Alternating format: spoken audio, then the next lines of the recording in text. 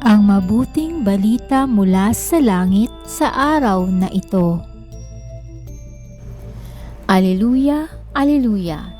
Inako ni Hesukristo ang sakit ng mga tao upang matubos niya tayo. Aleluya, aleluya! Ang mabuting balita ng Panginoon ayon kay San Mateo.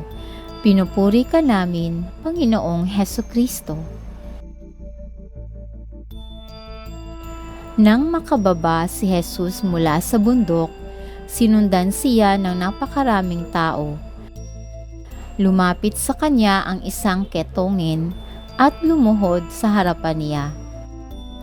Ginoo, ang wika niya, kung ibig po ninyo, ako'y inyong mapagagaling.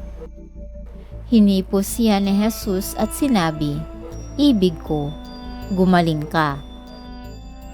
At pagdakay, nawala ang kanyang ketong. "Huwag mo itong sasabihin kanino man," bilin ni Jesus. "Pumunta ka't pasuri sa saserdote. Pagkatapos maghandog ka ng haing iniuutos ni Moises, bilang patotoo sa mga tao na magaling ka na." Ito ang mabuting balita ng ating kaligtasan. Papuri sa Diyos.